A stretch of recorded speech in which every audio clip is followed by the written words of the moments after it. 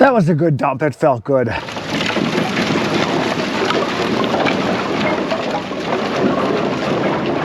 That was a good dump. It felt good. Today on In the Wood Yard, it's a wood delivery day. I got customers that want wood, and I'm going to take it to them because I like my Uncle Benjamin. It's time to meet him again. Here we go. Hello. So I have orders for 4 deliveries today, but one of them I just talked to, and he said he's fine getting it next week because I might not have time to get to him, but I'm going to do 3 for sure. The first one I'm going to deliver is about 20 minutes that direction for a full cord of mixed hardwood. The second one is for 2 face cords, or 2/3 of a cord. He wants one of oak and one of cherry. And then the last one of the day is cherry, and that's going to be down about 40 miles from here, but I charge him on like 65, 70 bucks for delivery, and he's fine with it. He always gets 1 face cord about every other month, year round. He always gets, I would say on average, he gets about 6 to 7 deliveries a year, and he burns outside and inside. So good customer, but never orders more than a face cord at a time, which is fine with me as long as they keep buying and pay the delivery fee.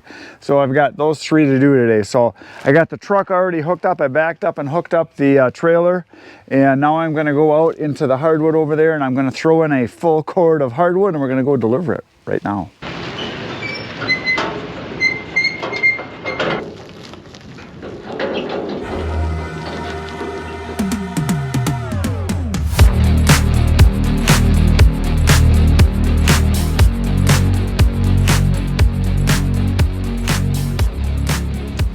So there it is, a full cord of wood in the trailer. That took 21 minutes, which is about how long it would take for me to put a full cord into the bin just by chucking it. So say about 42 minutes, just say 45 minutes, because I have to move cameras and stuff like that, because you guys don't have to do that, but I move cameras, so it always adds an extra minute here and there, you know, throughout the day.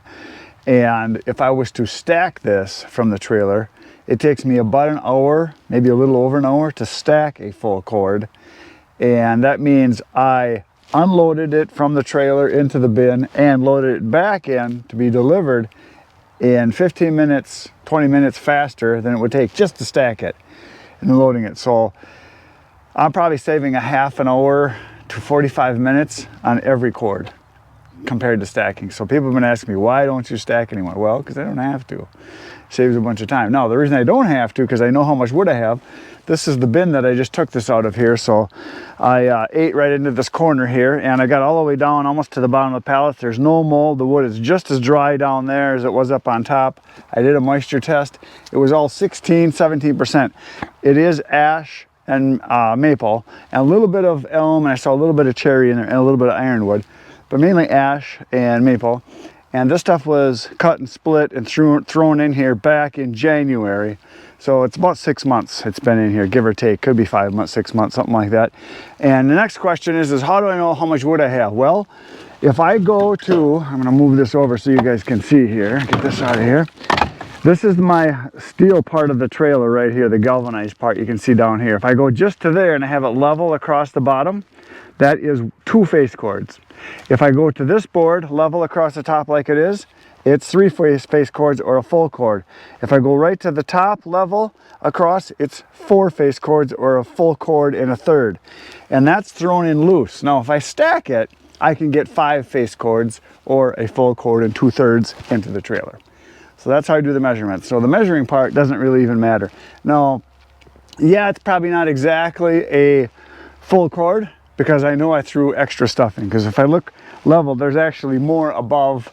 If you look right here, there's level, and it's actually above the level, because this is it right here. So there's actually more that needs to be, just a little bit. And one guy asked me on the channel a while back, he says, well, if you won't dicker on the price, aren't you just giving money away by putting extra wood in there? Yeah, a little bit, but I'd rather under-promise and over-deliver, which is the key to business. Always give people a little bit more than what they're paying for, and they're always going to be happy, because I know people when they stack this into their racks, they're always like, oh geez, there's more wood here than what I thought I was going to get. Like, yeah, I threw some extra in for you. They're always happy, and I have a lot of people that will order from me because they know they're getting a little extra, and so I just keep raising the prices little by little. Everyone's happy. They're happy, I'm happy. They get good quality wood, at a decent price, good service, and that's the way it works. So there's the wood. And like I said, I dug all the way down into the bottom here and right down till I can see the pallet right in that hole right there. This stuff is dry as can be in here, so it's working really good. So we're gonna go down the road, we're gonna go deliver this load right now. So there's a little bit of wood left in this trailer, and my guy that I'm delivering to, I just let him know I got the wood on and I was ready to deliver it, and he said, oh, he's at work yet, he's not gonna be home for about 45 minutes. So it's about a 20-minute drive there. So I got about 20 minutes and I got this little bit of wood left here in the trailer that I'm gonna split. So I just pulled the trailer head a little bit, so we're gonna fire it up and we're gonna make some little pieces of wood again.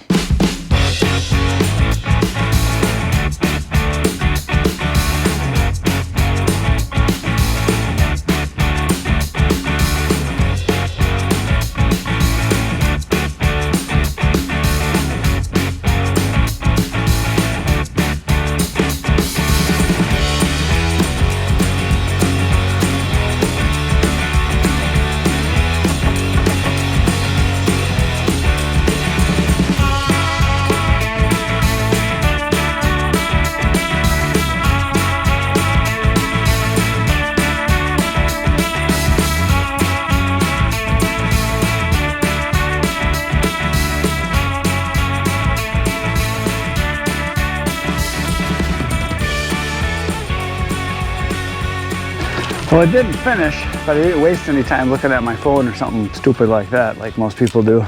I found something as I was going here I thought I'd show you guys. This is oak. This is a piece of white oak, actually. And if you look at this side, that's what it normally looks like when you split it open. But on the end, if you see this kind of coloration, it's kind of a bluish black. And it looks like that on the inside. What this is there was a piece of metal somewhere in the tree. I didn't find it. I'm guessing it was a nail or something. But it could have been a piece of wire. Actually, it does look like maybe there was wire right here. I can see a hole going in here and there. So it's possibly it was like a piece of barbed wire or something. So if you see that when you're cutting, especially with a chainsaw, be very careful. It only pretty much happens on oak. You'll see some other woods where you'll get a little bit of staining, but not like this where it runs for many feet. Sometimes I'll see it, 5-6 feet in the wood. So this is a piece of white oak. Now, just as an example here, this is where the wedge hit it when the processor was running a steel on it. So what it is the moisture in the wood interacts with the steel somehow, and if you can see where the wedge hit this, it turned that same kind of color, kind of a grayish, blackish blue kind of a color, like black and blue almost. And so that's kind of what it looks like. Even the push plate on the processor where the metal little buttons hit, they got little buttons on the end of the push plate that push into it to hold it in place. Even that, when it was wet and moist, when it hit it, it actually changed that color too. So if you see that in wood, be careful, be warned. You're probably going to hit a nail or a staple or a bolt or a piece of wire, something like that. Nasty crap. So there you go, a little lesson for today. We're going to go do a delivery and bring home some Uncle Benjamin's right now.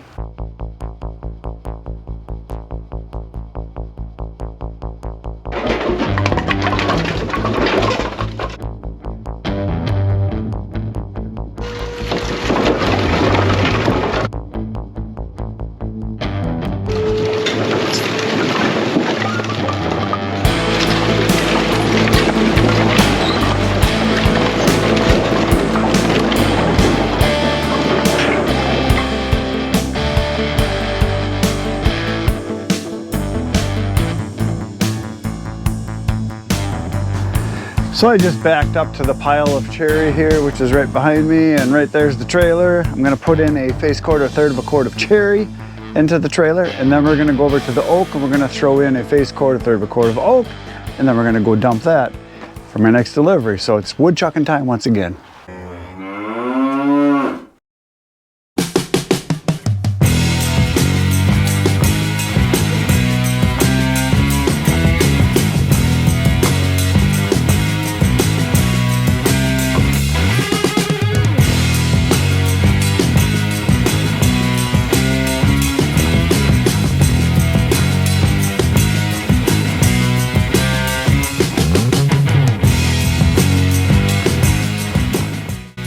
There it is, wood in the trailer, ready for delivery. Down the road we go to make a dump.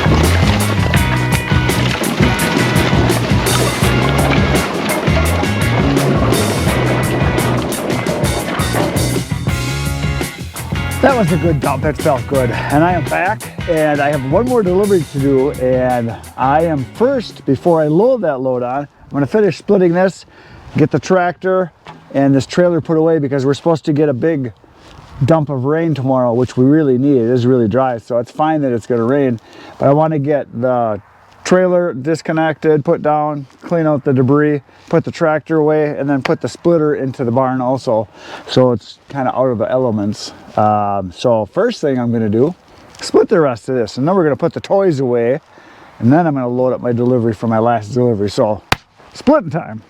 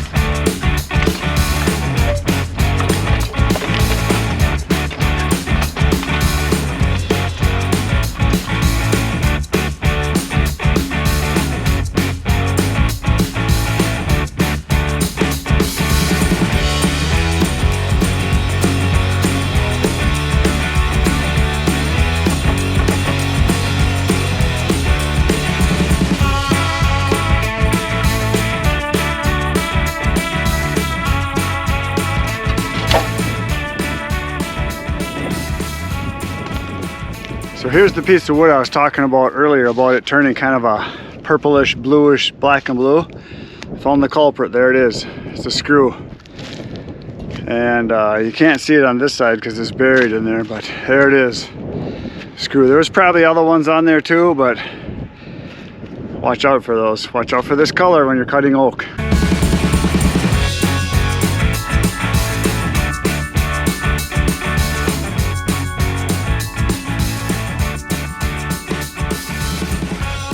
I realize this is a thing of beauty right here. A load of cherry in the chariot going down the road to be delivered. And this is about like a 40-minute delivery, so the guy pays me for a delivery. Like I said, he gets about 6-7 face cords a year, all one at a time. And so this will be a summer burn for him. But he gets the same wood in the wintertime too for inside because he likes the cherry. I started him on it probably a year and a half ago and he just really likes it. So, and I like it too. I like it a lot. Like my good friend Lloyd Christmas would say. I like it a lot. So when I get back, it's probably going to be getting dark, so I'm going to say good night, Irene, right now. Tomorrow you're going to see another video at 5:30 a.m. Right now you're going to go watch some more videos. Good night, Irene.